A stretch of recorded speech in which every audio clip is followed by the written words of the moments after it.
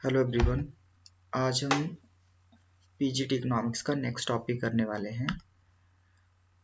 Next वाला जो है हमने वालरशियन जर्नल इक्विलिब्रियम वो वाला टॉपिक करना है। ठीक है, इसमें जो था वो हमने पार्शियल एंड जर्नल इक्विलिब्रियम कर लिया था। उससे पहले हम वालरस का और मार्शल का जो है अप्रोच उसके बारे में देखते हैं। ठीक है, तो वालरशियन जर्नल इक्विलिब्रियम क्या बताता है वो हम देखेंगे। तो यहाँ पर अगर हम लें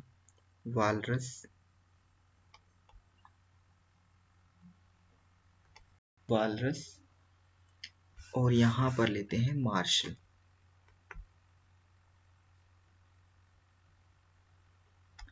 ठीक है, वालरस की बात करें तो वालरस की जो अप्रोच है वो है आपका प्राइस एडजस्टमेंट से रिलेटेड।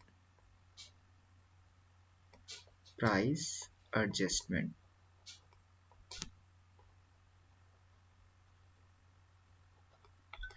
और मार्शल का जो है वो है आपकी quantity adjustment. Quantity adjustment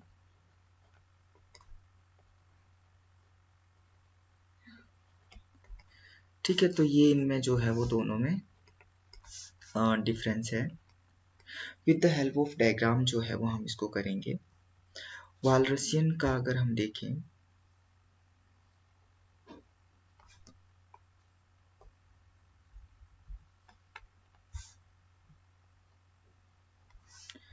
OX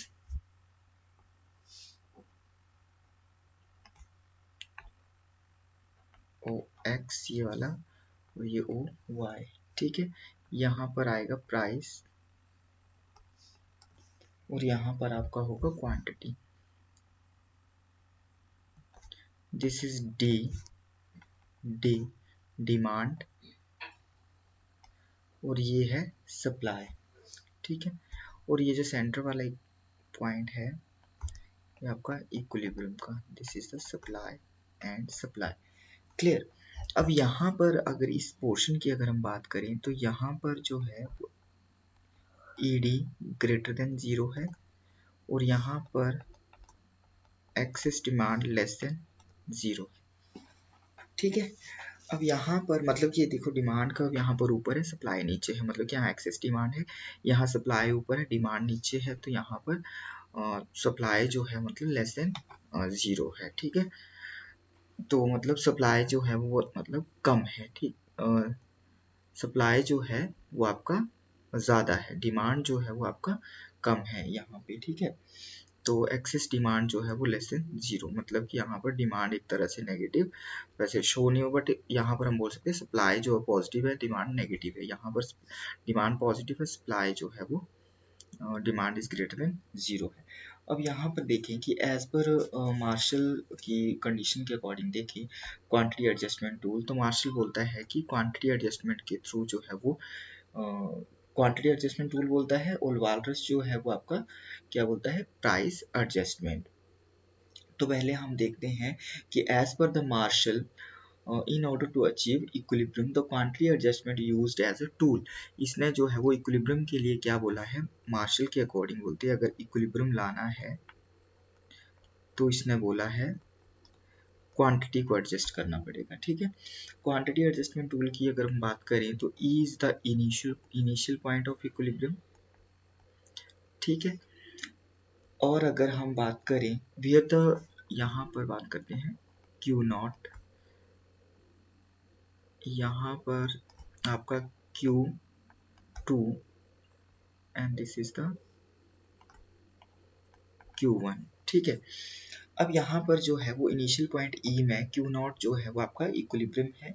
ठीक है, इसके आगे की अगर हम बात करें तो क्वांटिटी डिमांडेड एट इनिशियल जो है वो दिस एट पॉइंट Q1, यहाँ पर आपका Q नॉट आ जाएगा। एट पॉइंट Q1 की अगर हम बात करें तो Q1 पॉइंट पर जो है वो आपका क्या है कि एक्सेस डिमांड है, demand is positive, excess demand is positive, that is greater than 0, and which means that quantity supply should B, अब यहाँ डिमांड ज़्यादा है तो डिमांड को फुलफिल करने के लिए क्या होना चाहिए, quantity supply should be increase, और अगर क्वांटिटी सप्लाई जो है वो इंक्रीज होगी in the market to fulfill the excess demand and it will reach back at the market equilibrium at point E on the Q note. ठीक है, समझ गए कि मतलब यहाँ से अगर ये इक्विलिब्रियम जो है वो फिर से यहीं आ जाएगा, मतलब क्वांटिटी सप्लाई जो है वो बढ़ेगी और क्वांटिटी सप्लाई बढ़ने से जो है वो इक्विलिब्रियम यहाँ पर अचीव हो जाएगा। नेक्स्ट बात करते हैं एट पॉइंट Q2। Q2 की अगर हम बात करें तो आपका Q2 में क्या हो रहा है, देखिए यहाँ पर एक्सेस डिमांड लेस देन 0 है, मतलब इसको हम बोल सकते हैं कि यहाँ पर एक्सेस डिमांड इज नेगेटिव या फिर लेस देन 0, तो मतलब यहाँ एक्सेस डिमांड नहीं है, यहाँ क्या है, एक्सेस सप्लाई है।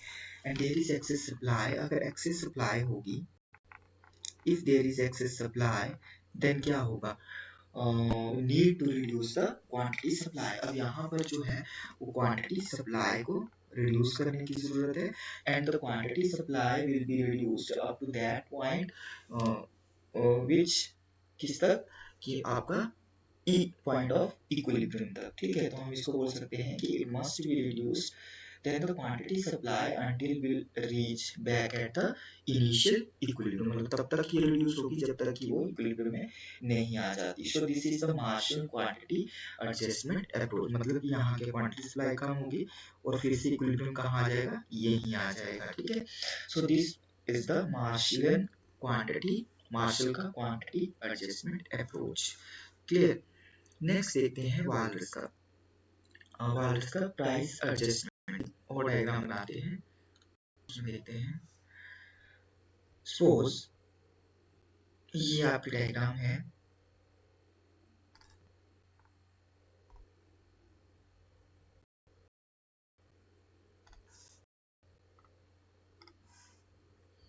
यहाँ पर जो है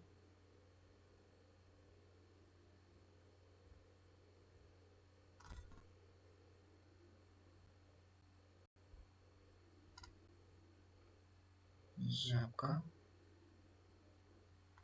बन गया डिमांड कर्व, ये वाला आ गया आपका DD और ये आ गया आपका सप्लाई कर्व SS। ठीक है, यहाँ पर P0, यहाँ पर आपका Q0। क्लियर।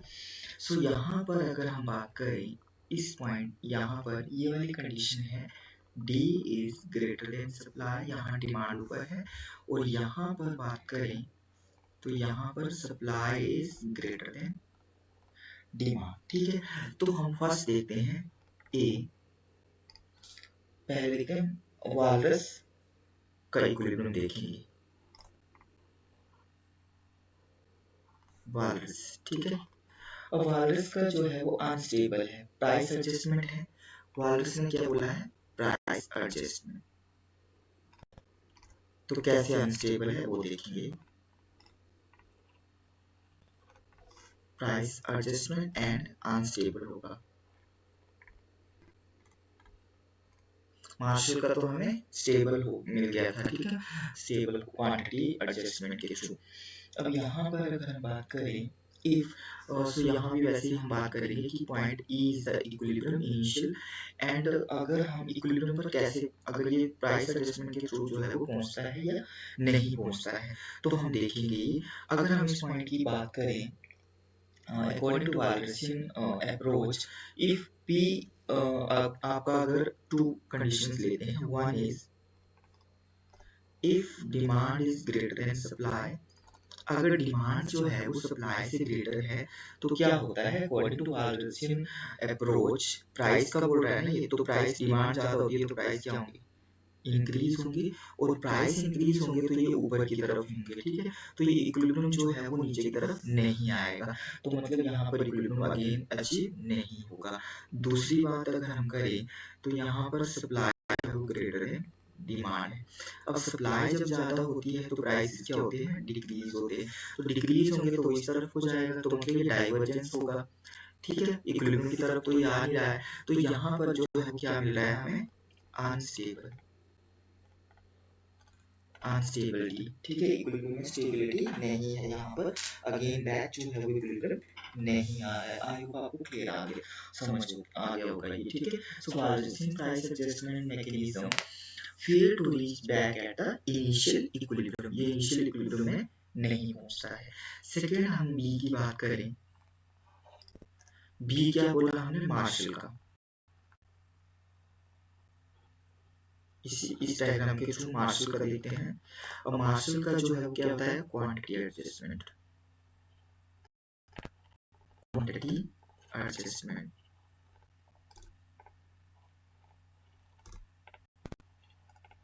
और ये जो है वो यहाँ पर क्या होता है, stable, stable, clear.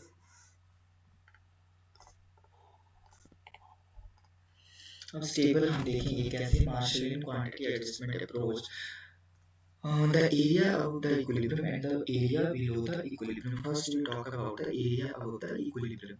So area above the equilibrium where the D is greater than S. Clear, यहाँ पर D greater than S है, मतलब कि आपका excess demand is greater than 0 है। That means quantity supply should be क्या होना चाहिए, should be increased. Quantity supply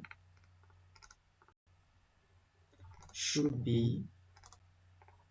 increase, क्योंकि यहाँ डिमांड ज़्यादा है तो उसको बढ़ाने के लिए quantity supply should be increase. So quantity supply जो है वो इंक्रीज होगी to reach the again initial equilibrium, ठीक है। तो क्वांटिटी सप्लाई जो है ये यहाँ पर डिमांड ज़्यादा है, सप्लाई बढ़ेगी तो इस तरफ आएगा और ये इक्विलिब्रियम जो है वो फिर यहाँ पर, ठीक है, इस तरफ को ऐसे करके तो यहाँ पर जो है वो इक्विलिब्रियम आ जाएगा। नेक्स्ट अगर हम बात करें, supply is greater than demand की। सप्लाई ग्रेटर देन डिमांड है, ES is greater than 0। At this point supply should be reduced. यहाँ क्या होना चाहिए, quantity supply should be reduce. यहाँ सप्लाई ज़्यादा है ना तो यहाँ पर रिड्यूस होगी, और रिड्यूस होगी तो कम बैक जो है वो कहाँ पर आएगा, इनिशियल इक्विलिब्रियम पे, ठीक है। सो supply should be reduced and reach back at equilibrium Q not, and reach back at equilibrium Q not, या फिर आपका E, clear. So has this is in figure 1, suppose ये फिगर 1 है। इन फिगर 1 सो वाल्टरसन जो है वो प्राइस एडजस्टमेंट अप्रोच इज क्या है, अनस्टेबल है, and the Marshall quantity adjustment approach is stable. यहाँ पर जो है वो इक्विलिब्रियम वापस आ जा रहा है, वाल्टर्स के अकॉर्डिंग जो है इक्विलिब्रियम वापस नहीं आ रहा है, क्लियर। नेक्स्ट हम करते हैं पार्शियल इक्विलिब्रियम और जनरल इक्विलिब्रियम का थोड़ा सा देखते हैं कि क्या इसमें डिफरेंस है। Partial equilibrium, partial equilibrium and general equilibrium. Partial में अगर हम बात करें तो फर्स्ट इज कि आपका जो है वो इन सिंगल मार्केट लेते हैं, सिंगल मार्केट। सेकेंड बात करें तो based on the assumption that interdependence, no interdependence, sorry, no interdependence in the market,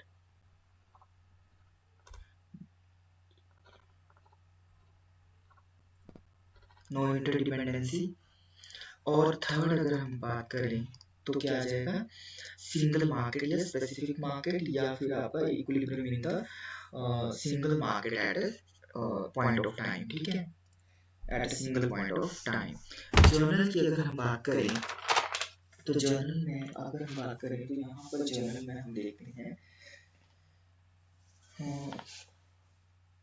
यहाँ पर क्या होगा, देर आर मैनी मार्केट, मतलब कि आपका सिंगल मार्केट है, यहाँ पर क्या होंगी, काफी मैनी मार्केट,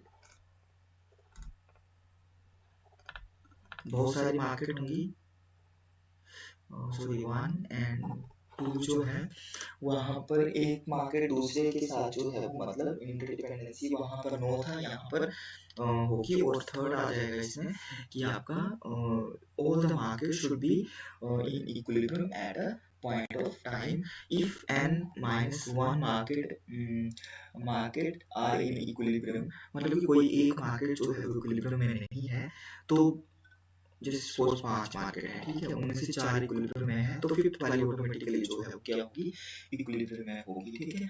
तो इस तरह से हम इसमें जो है वो बात करेंगे। And there are many market and all the market will be equilibrium simultaneously. तो ये हम जो है उसमें देखते हैं, ठीक है। नेक्स्ट आती है आपका कंडीशंस।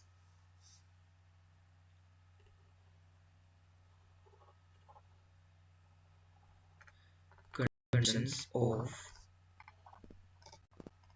Journal equilibrium. अब जर्नल इक्विलिब्रियम की कंडीशंस को अगर हम देखें तो यहाँ पर 3 कंडीशंस आती हैं। वन इज, फर्स्ट कंडीशन जो है वो आपकी होगी कंज्यूमर मार्केट से रिलेटेड, कंज्यूमर मार्केट। सेकेंड जो है वो आपकी है प्रोड्यूसर मार्केट।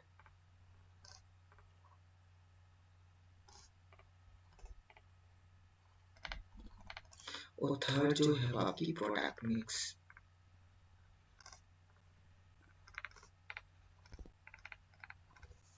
ठीक है, तो इनको देखते हैं।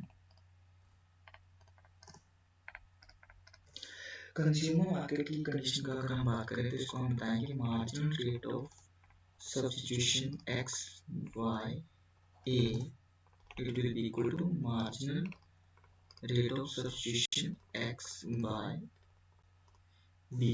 ये सबसे इम्पोर्टेंट है, यहाँ से क्वेश्चन जो है वो आपका आ सकता है, ठीक है। प्रोडक्ट मार्केट में क्या होगा, इसको हम दिखाएंगे marginal rate of technical substitution labour capital A equal to marginal rate of technical substitution labour capital B. Clear? So it is the ratio, ये आपका जो है वो ratio marginal productivity of two inputs.